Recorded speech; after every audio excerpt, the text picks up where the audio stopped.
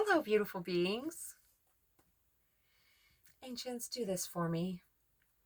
They always just simplify things so much. I just lit some incense. It's Songs of India. It's absolutely magnificent. That's my favorite, and Nag Champa is my favorite. Sage, sweetgrass, and Palo Santo. I burn those almost on a daily basis. I don't have any sweetgrass right now. I need to get some.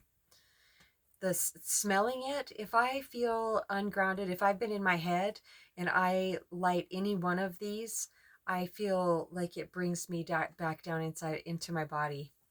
Aromatherapy, they're saying, but it's more than that because these things actually cleanse my energy. So I've been listening to a lot of near-death experiences lately on YouTube, and they're just so beautiful. They're so beautiful. One of them today was talking about how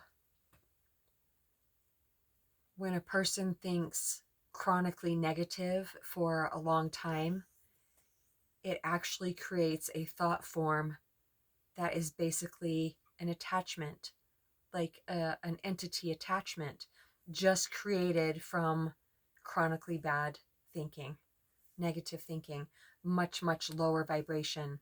Also, addiction. That can happen with addiction. Well, negative thoughts go hand in hand with addiction.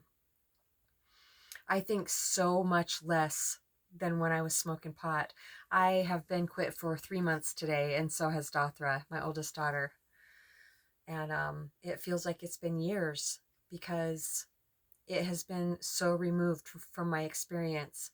I needed it for as long as I did, and now I don't need it anymore. It's zero effort to not smoke. I can't imagine changing how I feel. Yeah. So when I was listening to this near death experience today, and they were talking about the negative thinking and the attachments, the entities that come along with that, and from having addictions and having entities attached because of that also. You've heard of spirits when people talk about alcohol. Well, that's for good reason. There are spirits attached to alcohol. I personally really hope that someday alcohol will be illegal because so many bad things happen when people drink. Not everybody, of course, but really, seriously, think about it. How many horrible things happen when people are drunk? I asked the ancients several years ago, why do people do such bad things when they're in blackout and they don't remember it the next day? And they showed me the body is so toxic that the spirit doesn't want to be in this physical form, and so there's just enough life force animating this body, and so that person is just basically running on just mind power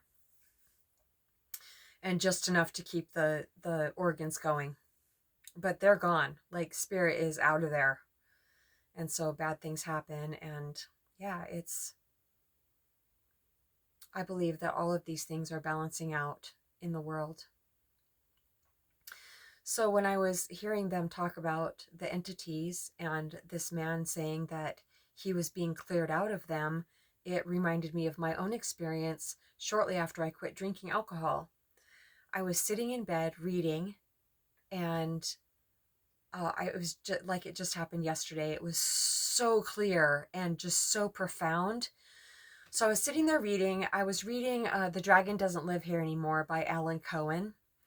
And I mean, I've read that book more times than I can count. I have no idea how many times I've read it. And The Power Through Constructive Thinking. I was either reading The Dragon Doesn't Live Here Anymore or Power Through Constructive Thinking by Emmett Fox, because my very first year of sobriety, I read those books back to back to back to back for my first year of sobriety. I also read the blue book of Alcoholics Anonymous to, learn how to do the steps, but that's not a book to just pick up and read. It wasn't to me. It's more like a learning text. And so these other ones, these other books were learning also, but in a different way. They were more like soul food. They were teaching me how to trust my intuition, how to hear my intuition, how to get out of my head. And so I'm sitting there reading, and all of a sudden I started feeling this rushing feeling from like the top of my stomach in my solar plexus, this rushing feeling coming up. I have never felt it before, and I haven't felt it since.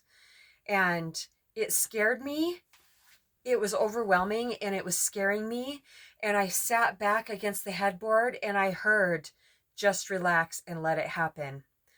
And so I did. I put my book down on my lap and I put my head back and closed my eyes. And all of a sudden, the rushing came up to here. And all of a sudden, I could see this channel going down my body. And I saw what was coming up. It was little tiny demons. They were being flushed up from the very depths of my being, all the way up and all the way out through my head. So they were passing through my eyes. I can't describe it any better than I am. It was almost a complete thick mass of them. I could see just a little bit of light in between them, just enough to see what was coming up. And it was absolutely terrifying. So terrifying. Yes, that's the only word that I can describe for how I felt. But I stayed sat back like that, and I relaxed my body as much as I could. And it was just like rush after rush after rush after rush of demons, little tiny demons coming up and being flushed out of my head, shooting right out from my head, up through this channel though, and into the ethers, to be taken care of. And it started slowing a bit. The demons, they were getting less and less and less and less. And then all of a sudden, I could see that this was a white channel coming up through my center. And once, like, and it was clear for a second, and then there'd be another demon, another demon, another demon. And then all of a sudden, I could see them over here and over here, like in corners, even though it was a cylinder shape channel. And I was saying inside, I was saying, there's one there, there's one over there, there's one over there. And they would be like scraped off the wall or brought out somehow from where they were trying to hide. And I got completely cleared out that night of all of those entities that I had manifested over my lifetime, from severe depression, from addiction, from severe anxiety, fear, they're saying, from intense fear. It was absolutely incredible. I knew that I had been given such a gift that night. I don't know what triggered it. Well, they're saying that what triggered it was my willingness to give up something that I felt was helping me, and to pour my whole heart and soul into trusting the divine. I wanted to feel better. I had to feel better. When I was drinking, it helped. It seemed like it was helping my mind not be so busy. And it seemed like it helped me to not feel so depressed or scared or so anxious for quite a while, it seemed to, because it made it seem like I was having fun. And it seemed to like bring me a sense of relief, but it was synthetic. It wasn't real. And that caught up to me. And I reached a point in my life where I was getting a premonition that I was going to get a DUI, and I knew that was real. And I also felt like my light, I kept seeing this light inside of me dimming, dimming, dimming, and I felt like it was going to go out. And I was soul sick. I was severely soul sick. And so I was able to quit drinking, and I haven't drank since. I have about 19 and a half years now not drinking. And I went 8.5 years without any type of, the strongest thing I ever took was Motrin for a headache.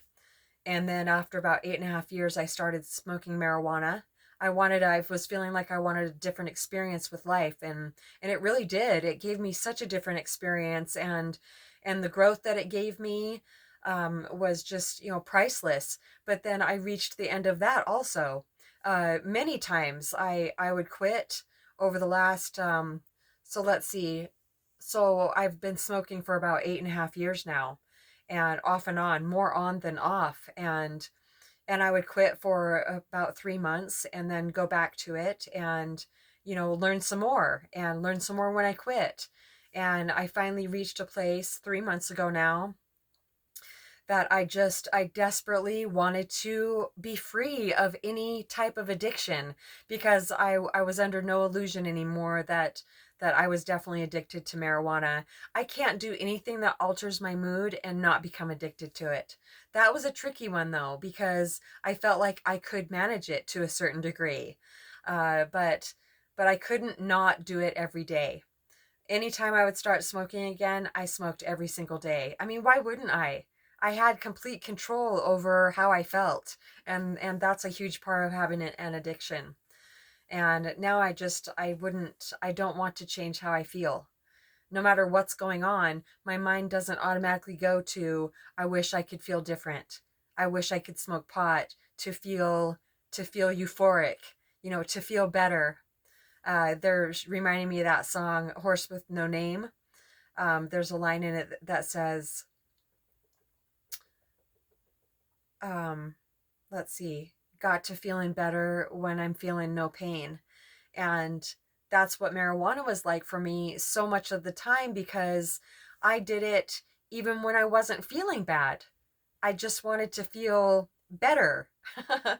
But I already feel better. And I wanted to feel more like I do now, more like I did when I was a kid, when I didn't even think about reaching out to anything. I would just hit the screen door and be outside playing, as much as possible. Be on my bicycle or playing with the farm animals, or, just being outside basically. And that's, I just it's soul food for me to be out in the forest. And I posted a video right before this one of where I hiked up to, where Doozer and I hiked up to, and I didn't say anything in it. There's just nothing to say. There's nothing to add to just the breathtaking beauty of being able to climb a mountain, run around in the forest.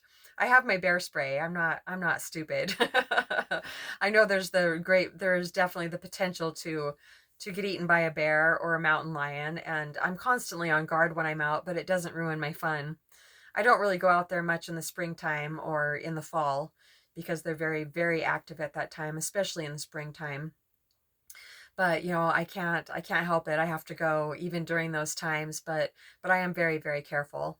And I tend to, when that happens, springtime or fall time, I tend to go where there's a lot more people have been. So the entities being cleared out was such a divine gift, and I have had experiences since I've quit drinking.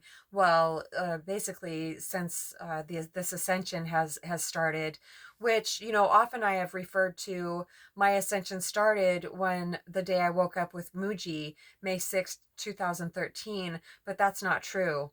They were reminding me of when I went to treatment for anorexia in 1989, and they were just reminding me of this yesterday and showing me just how far back the ascension has been going. And I flopped myself down just across my bed, and I just felt totally hopeless, and just, oh my gosh, what am I doing, what am I doing? And I felt like I had just completely surrendered. And I was laying across the bed, and I felt this, like a warm blanket. I mean, I must have, I pictured it in my mind, but I felt this warm blanket just cover my whole entire body, and my mind was quiet. And I hadn't experienced that before, that type of, not since I was a kid, I'm sure, that type of peace. I didn't even know that it was peace. It was presence though. And then after I quit drinking, I remember I'd be in an AA meeting, and all of a sudden I'd have this feeling that I just woke up, and I'd look around, and everything looked so much more clear. And I was just like, wow, I feel like I just woke up. And I'd look around and feel like, wow, did I just wake up? But nobody was looking at me. I hadn't been sleeping, and I knew my eyes were open, and that's all ascension. Yeah, so I just wanted to share that with you. And Ancients, is there anything else we want to add?